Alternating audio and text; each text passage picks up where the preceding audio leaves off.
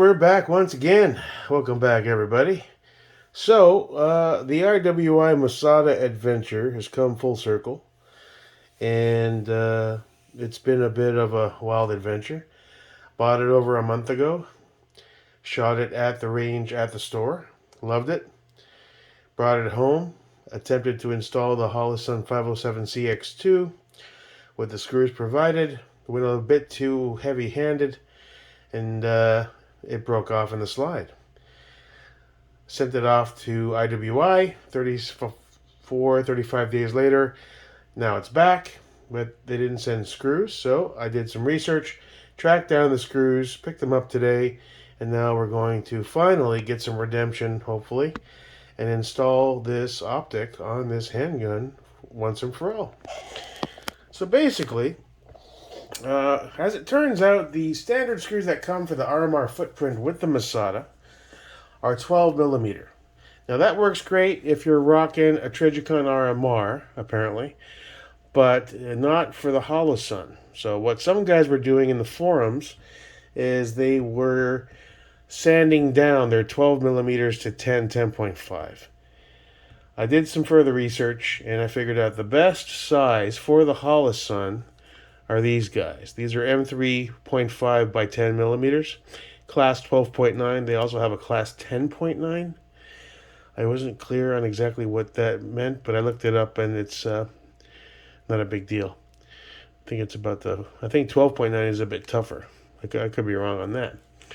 But these look a lot beefier. They are countersunk. Let's go ahead and put some light on the subject. And I did a mild, very careful test fit. They seem to fit fine. So we're going to go ahead and push through. Now the only unknown here is my fat wrench starts at 10 inch-pounds. And the first mistake I made when I got this was I went by the Holosun recommendation of 15 inch-pounds. Now I didn't do 15. I dialed it down to like 10 or 11. And I thought I was erring on the side of caution, and then it turned out after it got stuck in there and there was nothing to be done, and I went to several places and gunsmiths, and they all said, just send it back. Turns out the recommended specs from IWI is 8.95 inch-pounds. Now my fat wrench doesn't go that low.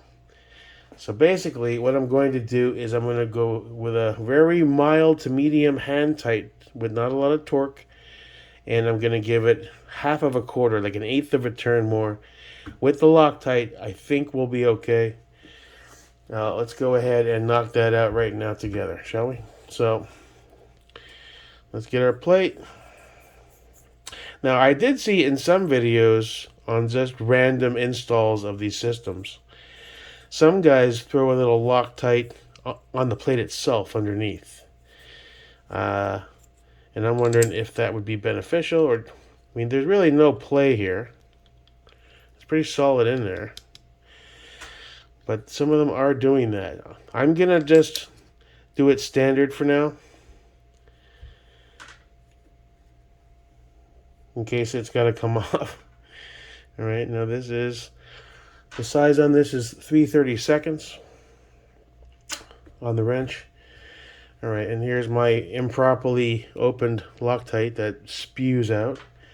So let's see if we can get just a tiny bit. I got to go buy a new bottle. Okay, that's good. Okay, so we're going to go ahead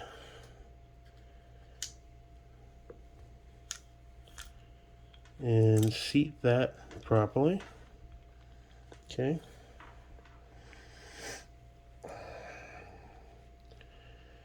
Let's go ahead and zoom in. Wish me luck, boys. Knock on some wood.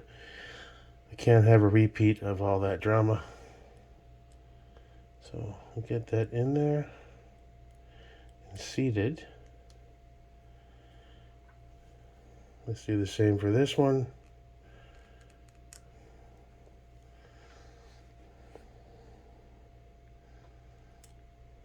Okay. Now,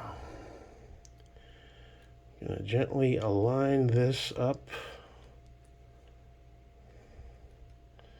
find those threads and just carefully screw that in. And I want to make sure my alignment is sound. Let's go ahead and continue on. Feels good. Free flowing. Until we get just a bit of resistance. And I'm going to stop. Okay, there's a touch of resistance. Now we'll do the other one.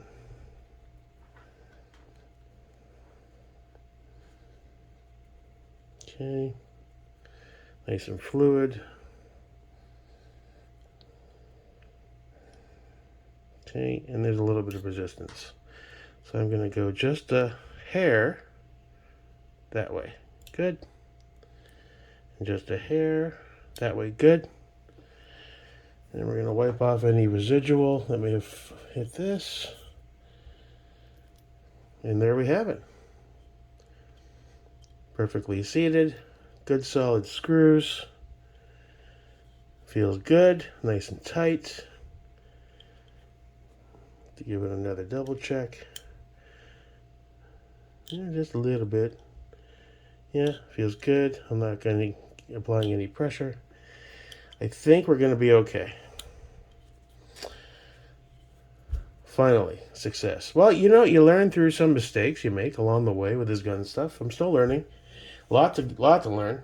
I'm just at the beginning. I'm just at the point where I feel comfortable with a lot of it. And, you know, I enjoyed the journey, but I also am tired of the failures. So let's go ahead and slide you back on there, sir. Lock you up, flip you up.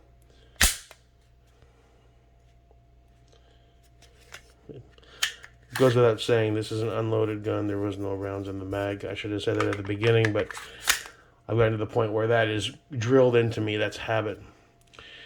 I check everything 2-3 times. And there we have it. Let's zoom out for a final little look at that bad boy. Now I have to work on the zero. See if we can see that red dot. Do I have anything black over here? Here, hold on. Let's get something black. Let's get the Cobra Tech box. Let's see if we can... There it is. All right, so I'm going to start with aligning that with the front sight, which it looks pretty close. It looks pretty close. Hard to make out in the camera. But I will get that as close as I can. We're going to head to the range with this guy. It takes 24 hours for that Loctite to set properly. I think we've got one hell of a good setup here. This Masada is a great gun. If you're on the fence, it's not a lot of money. Grab one. I mean, it's a really good, solid firearm. It's got a few shortcomings. I don't like the mag release. I wish it was a bit bigger. See how you have to reach there a bit? I don't have huge hands. I don't have tiny hands. It's like, I'm like in the middle. But overall, it feels and looks like a good, solid firearm. IWI has a great reputation. Their customer service is great. They took a little while with the gun, and that's fine. I know they're swamped. They gave me a free slide, even though, if you think about it, it was totally my issue. I didn't read their manual. What I'm trying to figure out is I did a search for torque wrenches, like the fix-it sticks, and most of them start at like 10 inch-pounds. So it's kind of tough to find.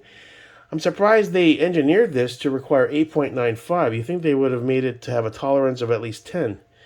Because most of the torque wrenches that are for inch-pounds start around 10. But that's about it for this. Short and sweet and to the point.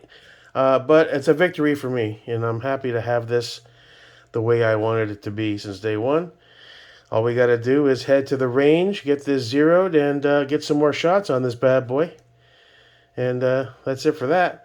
As far as progress in other areas, Build 1.0 is down for the count because I stole his 10.5 Sons of Liberty barrel for the Geisley build. And the 11.5 Colt is in the ADM build. So that leaves this guy down for the count. Right now I need a barrel. And I need a forward assist. Now I did just order a few more parts from Primary Arms, and they're on the way. I was going to get a barrel for this guy to get him back online, but I went a different direction.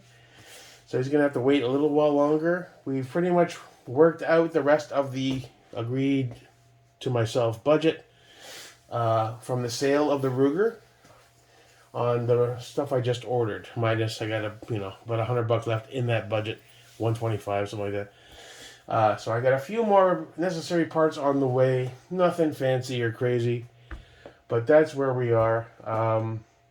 And we're just going to keep going forward. And obviously, big on the agenda now is to get to the range to shoot some ARs, do some more handgun shooting. We just did the PCCs a little bit ago, so I can hold off on shooting those for a while. AR is definitely on that list. I need to get out there and shoot. We've got these guys here. Definitely, I can't bring them all. I have 2 gun bags, but I don't want to get crazy with it. These are all dialed in, Loctited, torqued down to spec. So we're going to shoot the Geisley and we're going to shoot the ADM. And we still haven't shot the Noveski yet, so that's got to come. And we have to shoot, that's the 13.7 rebuild with the stainless. That's got to come with the shitty Radical muzzle because I ran out of Noxes. Gray Man, we've shot, so we're going to hold off on that. So we'll probably bring these 4. Or I may just do 3 and 3 down the line. We'll see. I'll probably bring the 4 in the 2 bags. And one thing my cousin told me recently, he's like, you know what, you should stop bringing so many guns to the range. You're not going to get proficient by shooting 40, 60 rounds out of each rifle. You should really focus on one and feel confident with that one before you jump around. And that made a lot of sense too. So I may just bring the 2 greenies. I'm still thinking about taking a second look at that club that's close to me.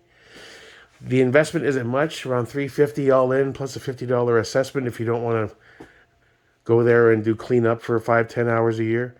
And I'm lazy, so I'll probably just pay the $50. They do say they have bays. You can buy your own steel targets, and you can set them up with about a 30-yard range per bay, which isn't bad. So I'm thinking about doing that. It's close. It's not far like the other ones. 45 minutes, an hour and 15. I'd be able to go more. I could go much easier. So I'm going to look into joining that club so I can get out of the FUD range and have my own bay to myself. Probably have to grab a couple of decent steel targets, 2 or 3. I don't know what those go for, so I haven't even started that research. But, that's where we are. So, cool update. The Masada is rocking and rolling finally with that Holosun. It's a bad bitch.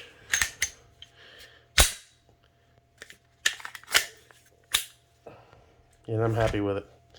Thanks for stopping by once again, guys. Thanks for all the new subscribers stopping by. We're a small channel, and I can act a bit crazy here and there, but it's all in good fun. The focus is to evolve and learn more about guns later on in life. I started too late, but doesn't mean I can't try. Keep on reaching for that promised land of proficiency. So, I'm Jake Merriga. Thank you very much. Till next time. Peace.